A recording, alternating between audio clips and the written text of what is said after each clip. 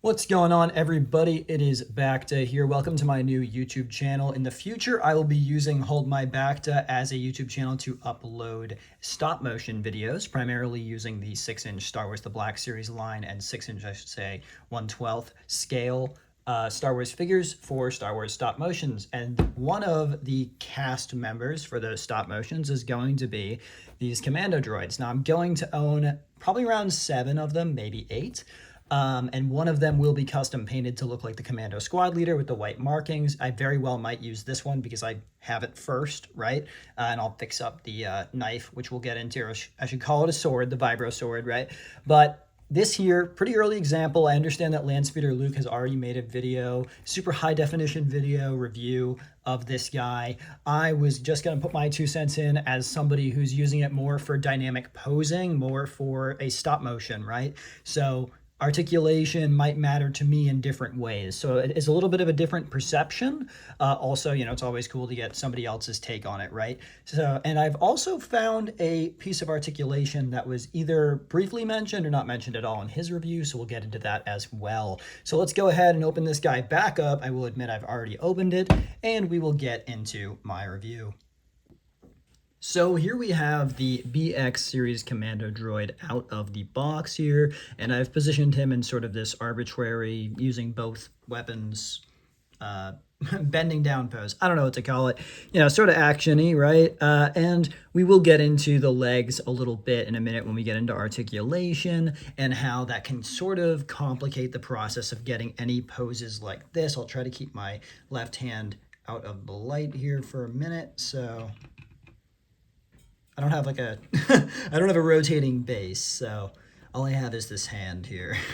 And I do apologize, my hands are pretty dry. I live in a pretty cold, desolate part of the United States, so every day is just extremely dehydrating, and my hands really reflect it. I wish that they looked a little bit better here so that it was not distracting. But you're here for the Commando Droid, so let's just focus on him.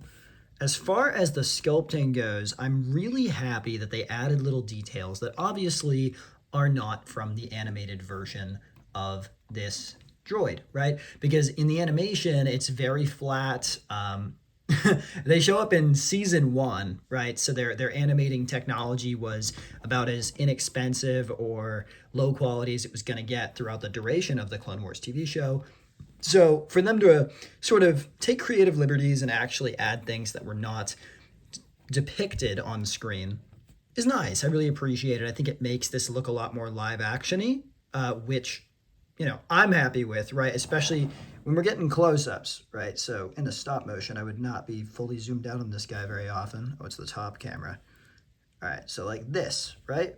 This actually looks cool.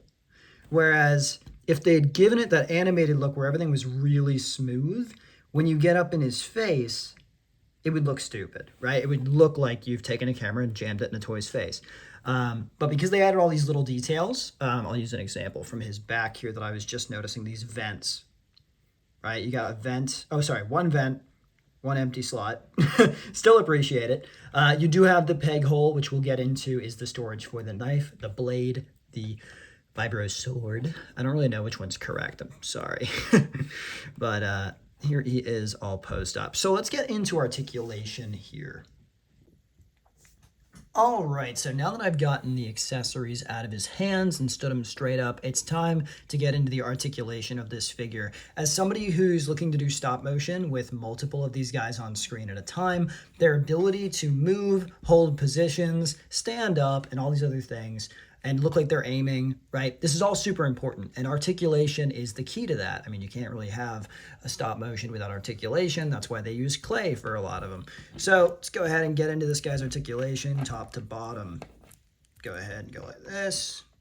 Force my camera to focus. So here's our head, beautiful faceplate. I'm gonna spin him around because that's the easiest way to see this ball joint. There is a massive ball joint at the base of what they would call the skull. And it really does allow for a bunch of tilt way up. Go ahead and spin them to the side here. Way up, way down. And I'll go back to the middle, and there is our tilt. My guy likes to tilt his head this way, a little bit more than this way. Then we're going to go to the base of the neck here. Try to keep the head out of the way. We have this hinge. Mine is at the perfect consistency. It's super easy to move, but it holds its position. Love that. Perfect amount of stiffness in that joint there. Actually, at the base of this hinge, it's pinned into a butterfly joint. So you can actually rotate the neck, and sometimes the butterfly joint in mine is quite stiff, so the actual hinge will rotate. Not sure if it's designed to do that, but it's definitely pinned in there with a pin that is not glued, so it does rotate, at least mine does. Now, let's talk about this butterfly joint for a little bit. It has a butterfly neck base collarbone thingy. I don't know the words for it. It's new. I friggin' love it. Look at this. Look at this dude. He's a chicken. Bark, bark, bark, bark, bark, bark, bark, bark. Super funny. Also, it actually is useful when he's going to aim down gun sights and stuff. If I ever used him as a sniper, you can really get a lot of movement out of this head. I mean, look at that. That is... What if he dies standing? You know what I mean? Like, gets shot in the back of the head. That is nuts. I way more than I could have ever expected from Hasbro on the head for personality. One could say, especially in storytelling, that from here up is the most important part of the figure. So for this to be so articulated, massive for me. So let's move on to the rest of the articulation, knowing that that stuff's great. You get a lot of rotation and swivel, and love that head. This whole thing from year to year is a masterpiece, 11 out of 10. Now let's get into the elbows here, which are super complex, not like in a way that would be difficult to understand, but they are impressively engineered. So I'm going to try to get that stuff in the light. As you can see, sorry, I have a pretty tenuous grip on him here. So we've got this basically butterfly joint, which is a ball going into the body in a ball joint. Then you have a hinge connected to that butterfly joint, which is pretty stiff. Mine rarely moves. I really have to force it to move, but it does move. See? Doop, doop. Really cool. Love it. It's another thing that's going to help me make this guy aim in a super convincing fashion. And then there's actually a swivel. There's an armpit swivel. See that? Right there, that orange piece? It does swivel. So super cool. Another thing that can add to personality and posability. So moving on to the elbows, these are a little bit more disappointing, but they are double swiveled. So I don't mind the fact that this is only 90 degrees, right? 95. I would have loved 100, 120. Not what I got. What I did get, though, is that it rotates a little bit at the top. Actually, all the way around, it's just tight because of the sculpt of that upper arm. But it does rotate there. And it also rotates at the forearm here. So that's cool. I'm not really sure when I would ever want the forearm like this. But if I ever want the forearm like this, I can do it. Definitely, I'm never going to ask for things that... I'm never going to ask to not be able to do stuff with action figures. Getting down to the wrist, this is a place where there is a bit more to be desired. Try to put it in the light for you guys.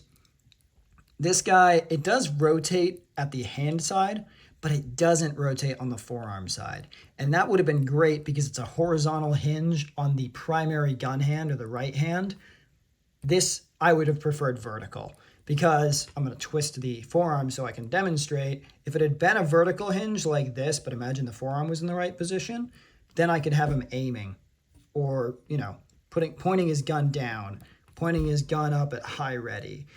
These are not really options without making the forearm look ridiculous. So I would have preferred a vertical hinge. That's just my personal preference on the shooting hand. Vertical hinges are super common on other figures, such as the clone, right? So if I take this guy here, right, this wrist is a vertical hinge. That's why I like him. Going back to our buddy here, this arm's the exact same. Still a horizontal hinge. On the non-primary or left hand here, I don't mind horizontal. It's actually nice because you're going to hold the gun in sort of this fashion. You're going to twist the forearm, go like this, maybe a little bit less so. You end up with a little bit of almost side to side, up and down. It's super handy with gun posing. My left wrist on this figure is super, super, super stiff. Get my thing out of the light. I don't think I've actually gotten it to move yet. So I would probably heat that up myself if you have a similar issue with one of the joints on your figure, because the last thing you want to do is snap anything. So let's go down to the waist here. The waist starts with a swivel at the top rib where it links into the main body chassis here. Mine is particularly loose, but it's not something that would sort of move on its own just because, you know, gravity's not going to affect that. It does have a little bit of crunch. I'm trying to put my thumb over the other rib here so that it's clear that there is some crunch in the first hinge swivel here, but I don't think it's by design. I think it's just loose tolerancing. So it doesn't really hold very well. It's about 1 millimeter. It's like 5 degrees of downward tilt. The actual tilt of my figure comes from the joint that I found that I didn't see in Luke's video. So Landspeeder Luke made this awesome video, really great quality. I really loved everything about it. But when I got my figure, I thought it was broken because mine shipped like this. And then it was twisted like this in the box. So I saw this and I was like, oh boy, mine came broken. And then I took it out and I was elated to find there's actually a joint here. And it does hold on mine. On his, he said there was some flex there, but it didn't hold. Mine rotates, holds. His might just be a little bit stiff. It's awesome because between this rib having a joint and this rib having a joint, you can actually get a lot of that flex that you see in the Clone Wars TV show that makes these guys look so nimble. So like I said, I really do like this figure down to about here, to almost like a 10 out of 10. I'm going to say 9. I really like vertical hinges or double swivel on the wrists. But they, you know, it's very small. I get it. Moving on. So, like I said, there's also a ball inside here, super well hidden at that bottom rib. It does its job, but it is very, very limited. And mine has a preference to sit sort of off kilter, so to speak, which can be disturbing to the OCD folks in the audience here. Moving down to the hips, more ball joints. So they go into the femur, the droid femur, on both sides, obviously. Now, Luke was talking about how limited these are. They are pretty limited. Mine are loosening up, which I actually find concerning. If you want anything on your figure to be stiff, it's the legs. Try and keep myself in focus here. But you can actually see that this is the ball that makes up the joint. There's a little indent on there that when I move the leg around, the indent does not move. So at least you know it's a nice big ball joint. It's not going anywhere. But man, I mean, the swivel, like he was saying in his video, is extremely limited, you guys. Extremely limited. You have pelvis contact almost immediately. In some cases, it's just the ball joint's so tight. So even if you did shave this down, I'm not sure it would actually rotate because the ball joint is sunk so far in. Man, this is really, really hard to get on camera with my lighting setup. The ball joint and the inside of this guy's legs is so sunk in there that you don't really get mobility to the point that you hit the pelvis. Now that I'm realizing it, it's actually a restriction based on how the joints are designed. So the sort of hips leave a bit to be desired. Moving down to the knees, we're going to find more missing, so to speak, which is kind of an oxymoron. The knees here, they are ratchet joints, first of all.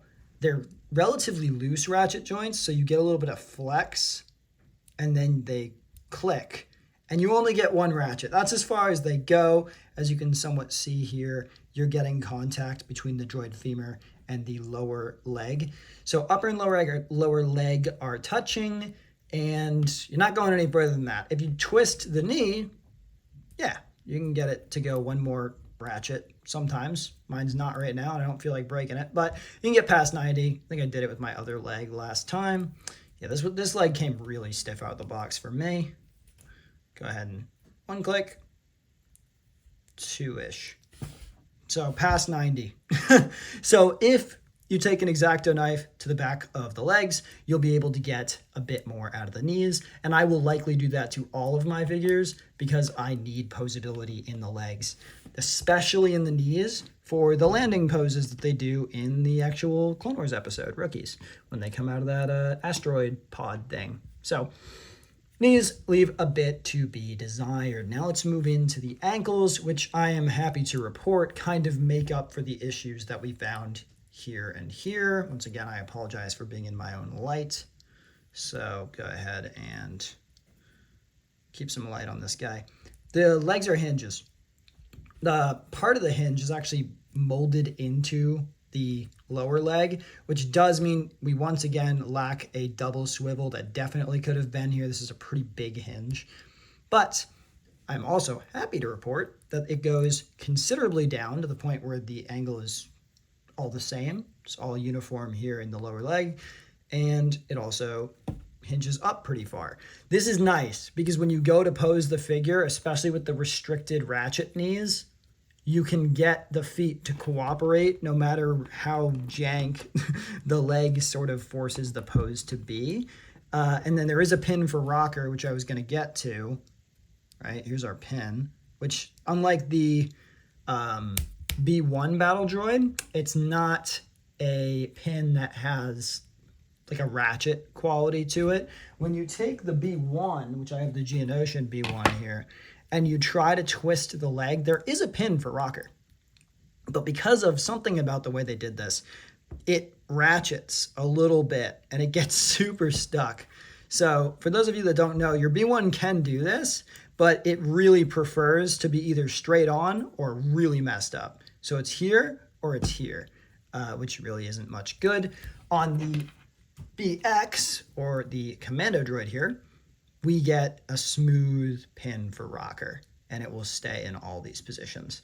That is key to making this guy stand better than the B1, and I'm happy to report, in spite of the fact that the legs are restrictive, they do not, at least not yet, I know it might loosen up with time, but they do not cause too many issues with falling unless I'm just being careless in positioning him, you know, haphazardly, which honestly he's doing pretty good right now because even my table setup is not very sturdy. So overall, not too, what would I say? I'm not as disappointed with the articulation as I thought I was going to be after watching Luke's video. That's not a knock on Luke by any measure. It's just I found that, you know, remember when he said the signature blow test and 2 figures were left standing, it was this guy in the SBD. I'm happy to report that that blow test was accurate. This thing does stand pretty well, and the ankles are pinnacle, absolutely key in that performance, in spite of the fact that the knees have pretty much the worst articulation we've ever seen out of a droid. So here's this guy. We'll do the super next. Excuse me, this is an idea I just came up with, so none of these guys are actually ready. So Super Battle Droid, we get this much. I'll line up the femurs so you can see. We get this much from the Commando. The B1 is a menace, dude. Look at this guy. Look at the B1. So that's not great, fellas. So when we go to position this guy in nimble ways, the knees are going to be a problem. That said, really, really liking the ankles. They're doing great. Look at the pit droid, dude. Just saying, these might be better. Maybe the CIS would have won the war, you know, if these guys had been their covert ops. So going back to our Commando here, let us move into details and paint work in the next clip. All right, you guys, so now that we're done with articulation, I've put the accessories back sort of in his hand and on his back. We've got him in a relatively decent pose here. Like I said, the legs do make everything look pretty unnatural, but we'll try to move him up into the focal range of this camera. Sorry, I am using an iPhone with the tri-camera setup, so whenever I refocus super close, it is gonna sort of move the camera up, but I wanna keep his feet on the ground here so he's not shaking like mad. There you go, huh? So it's not too bad, right? Especially when I keep the actual lower leg out of frame or barely in frame. It looks pretty good. So in spite of the fact that I did spend several minutes harping on the legs, you can work around them, which I think with some of the other droids, particularly the B1 famously, it is very, very hard to do so. So let us take a look sort of further into the paint details as promised. Now, this guy's primarily this clay bluish gray, almost like a blue steel gunmetal color. I think it's great. It's like an off, almost purple, not even blue, gray. And, you know, it all comes down to exposure and cameras, and my lighting is particularly aggressive. So you may not be able to see that as much. Let's see if I can sort of tamper the light down a bit over there. As you can see, this is a very blue-gray over here, this filament on these printed crates. So when I put that next to him, you can see he's almost like a lighter but purplier hue. Very nice. Not as purple as this blade, which has been the subject of much criticism. It's flexible, which is probably what we want in general, right? It's just less likely to be brittle and snap. It does have a peg to go into his back. And like I said, it is very purple. People are saying that this thing is just gray. It's not. When you have it in your hands, it is a white gray, like very, very light gray. And it either has a purple overspray or it's a kind of plastic that as it gets thicker, because the blade portion, the actual edge of the knife is a little bit thinner. And it is very whitish gray. The actual blade here is purple, very visibly like a violet, almost like a rose pink because it's so light and it's over that white gray plastic. I still think it's way off when you get to the handle, when you get to the rod. I don't know what to call this, the backing of it. This should all be black or really, really dark gray. Black or really, really dark gray. Is that the Lego movie? Whereas this blade itself really looks great. I love the coloring for the actual blade. So right here, I really like their paint details. And then I don't know why they skimped out. They also skimped out on the blaster here. It's actually a different color, I think. I think they cast it a different gray.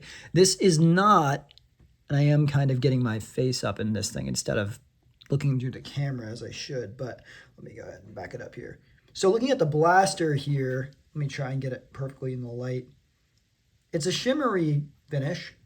And if I move it back a bit so that I can get the right color, because as I move it closer, it just kind of turns black. It is a very dark gray. A lot of Hasbro's color choice with blasters is typically lighter than this, but it doesn't have that shimmery plastic in it that I've been sort of more or less hating on a lot of the clone guns. Let's see. Here's an AliExpress version that really demonstrates the shimmery sort of plastic effect. Now this is heavily modified so that it rotates for video purposes, but as you can see, it's unpainted because I haven't gotten around to it yet. Now this is also a custom ARF Trooper. I know people are going to be asking about where the hell I got this in the comments. All hand painted, and then I've sprayed it with a satin finish. He's a little bit shinier than I wanted him to be, but you get what you get. And the gun here is the color I was complaining about. See how it's very shimmery gray? It shows because it's in front of this super bright lighting setup that I have, and you can see that it sheens way more than this blaster here does, which I didn't really demonstrate well when I held them next to each other, but let's see if I can see. Shiny, less shiny. So I actually like this. They could have given it a little bit of a silvery dry brush. That would have been brilliant, but we haven't seen that stuff in years, so I won't complain about things that are clearly lost to time. Let's get back into the figure here. So, like I said, he's a gray, but he does have a little bit of silver detail work on him. Now, it is that typical Hasbro dot matrix printing, but it is so hard to tell in person.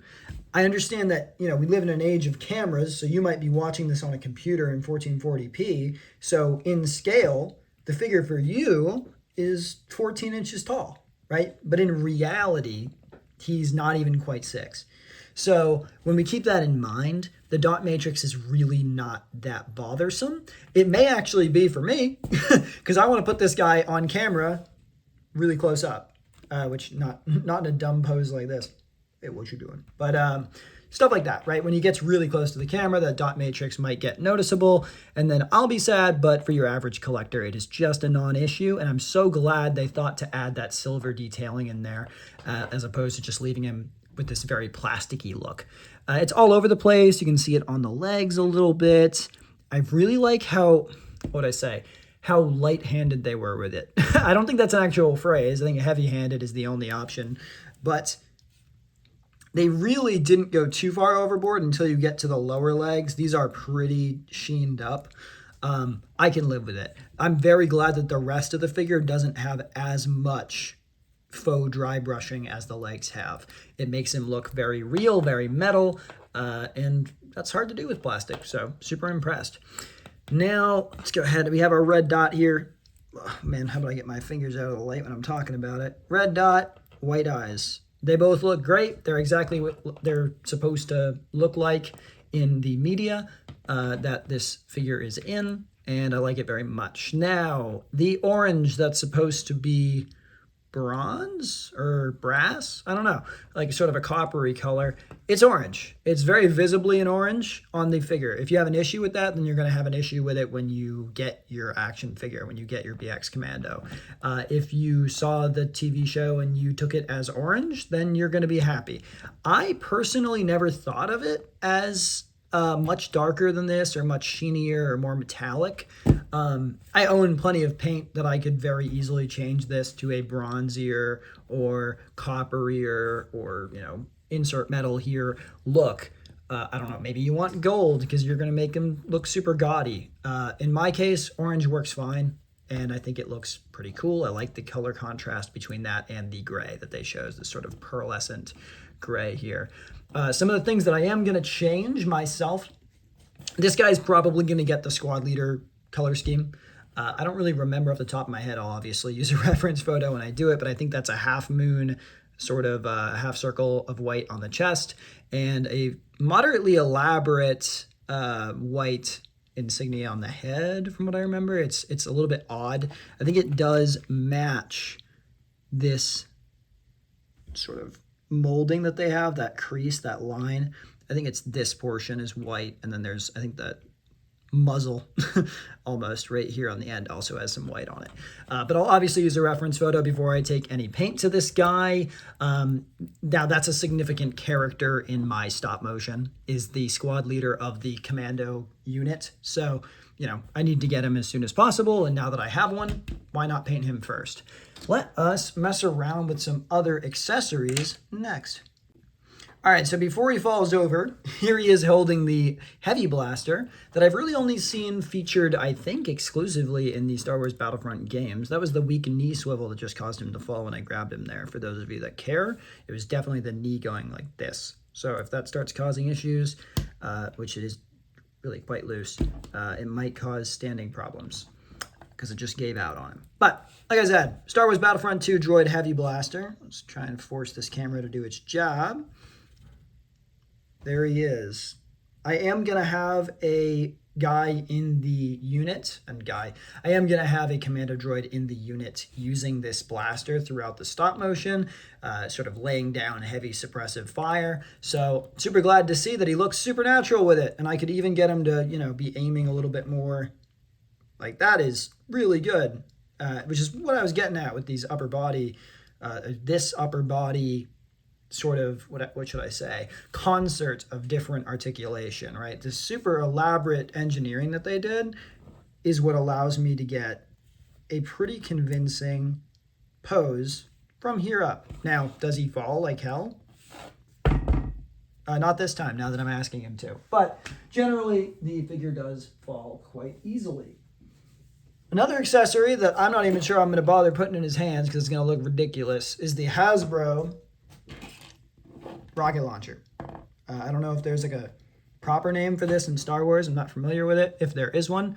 But this thing's obviously way too big to be placed in his hands. He's going to look goofy. It's just overscale in general. I have one that's the proper scale that I bought on Etsy, much like I did this gun. And it looks great in both clone troopers, stormtroopers, and droids' hands. Unfortunately, that's in my attic. So I don't have that rocket launcher with me, but I'm sure he could hold it just fine because, like I said, the upper body is very, very well articulated on this figure. Let me go ahead and take this out as carefully as I can. This is very rigid because it's, you know, filament. It's probably resin if I had to bet. Now we'll put him like a Chuck Norris-y. Aww. Look at that, dude. Messed with the wrong droid, huh? Look at him.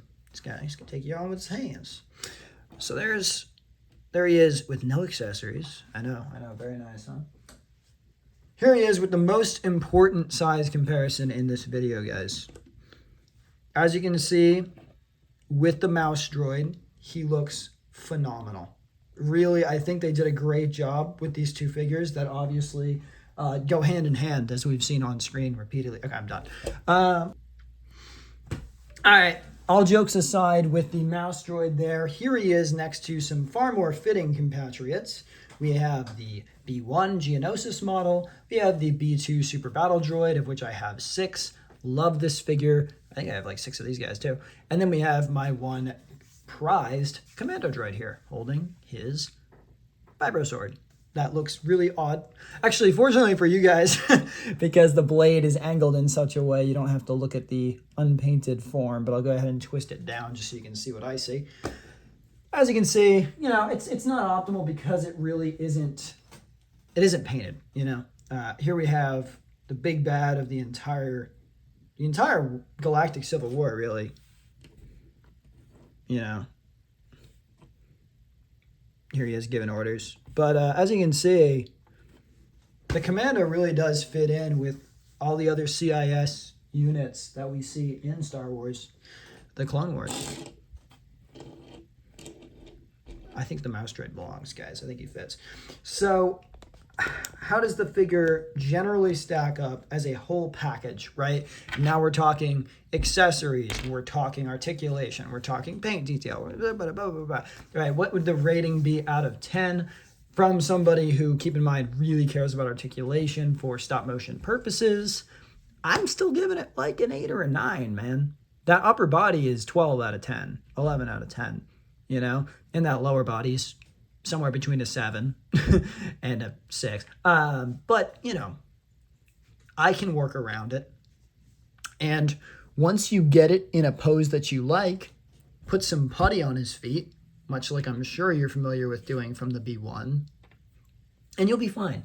But let's see here. I mean, it's not a deluxe figure, right? They didn't they didn't screw us in any form or fashion. It's, let's see, accessories. It came with both, right? They didn't reserve the vibro blade to just the squad leader that I'm sure they'll make like a year from now for no reason. They'll wait super long, right? We did get both accessories.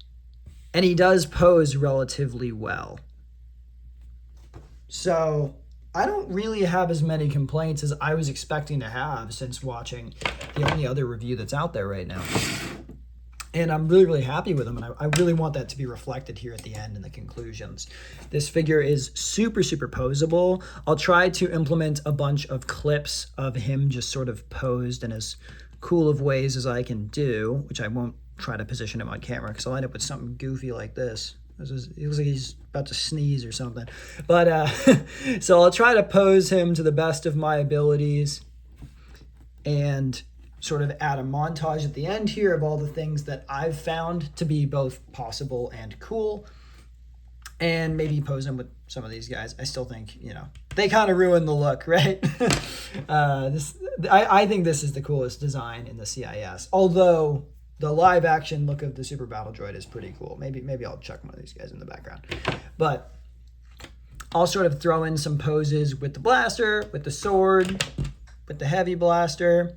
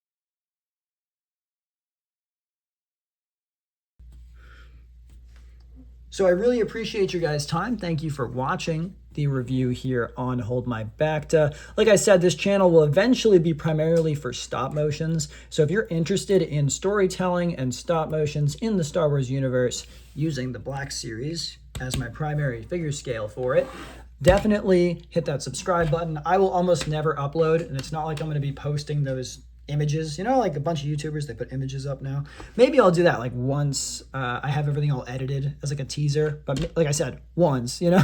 I'm not going to be constantly posting on this channel, so feel free to leave notifications on and stuff like that, because then you'll actually know when it comes out. But definitely do hit subscribe if you're interested in sort of Clone Wars era storytelling and beyond, because it will definitely be coming on this channel probably within 2025. I have a very busy life, so we'll see. Thanks so much for watching, and have yourselves a great afternoon, evening, or day.